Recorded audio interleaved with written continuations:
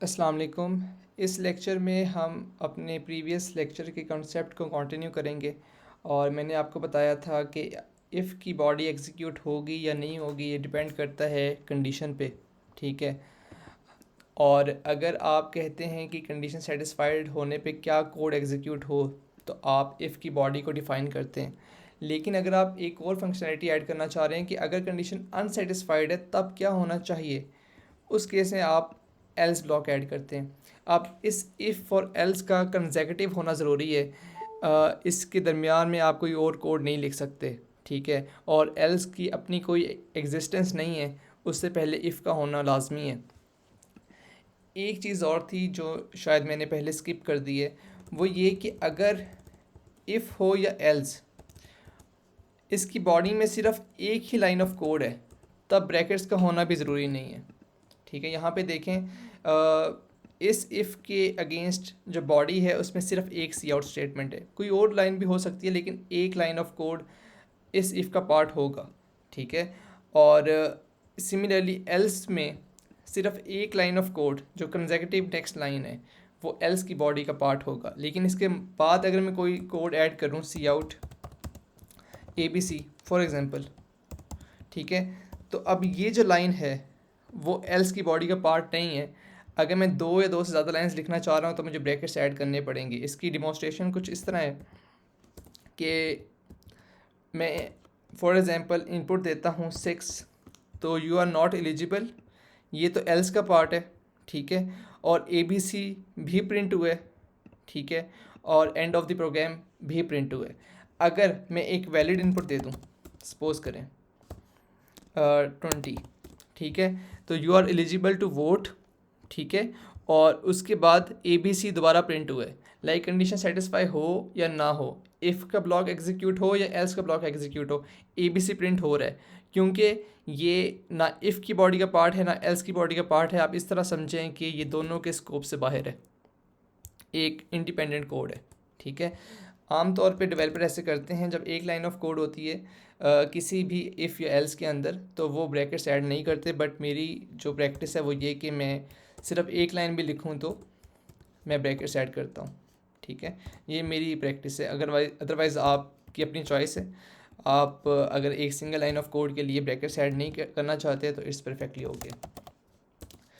ये एक कॉन्सेप्ट था। और फिर हम आते हैं क्वेश्चन नंबर 6 पे।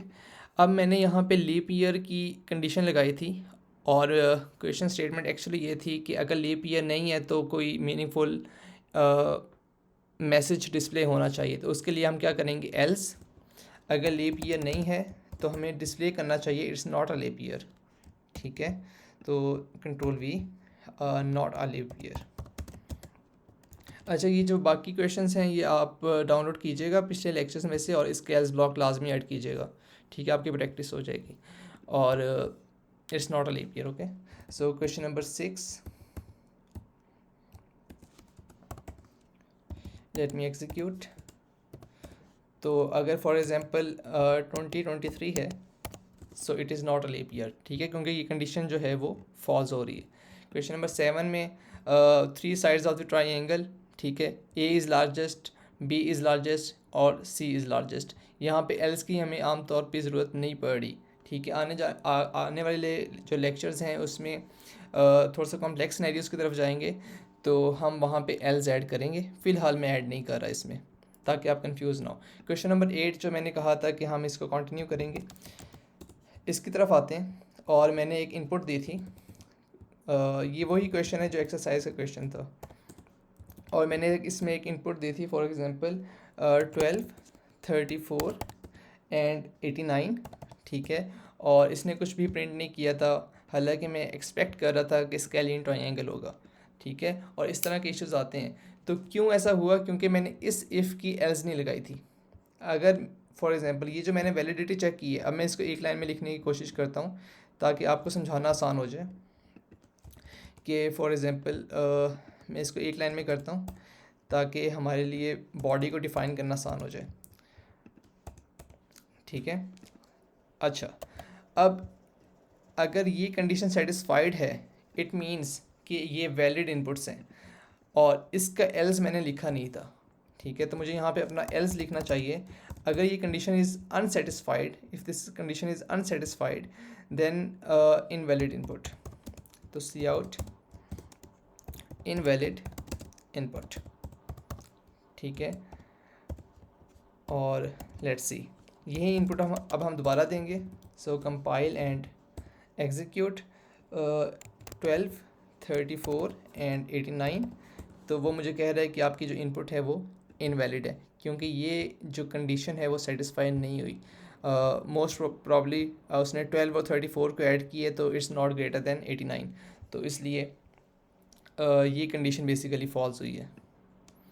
एनीवेज, तो जब ये कंडीशन फॉल्स हुई है तो एल्स का ब्लॉक एग्जीक्यूट हुए और उसने मुझे कहा है कि इनवैलिड है। अगर एक में वैलिड इनपुट दूंगा तो फिर वो फर्दर चेक करेगा कि इनमें से कौन सी कंडीशन सेटिस्फाई होती है, और उसके अकॉर्डिंग वो क्लासीफाई कर देगा कि ट्राइंगल की टाइप कौन सी है।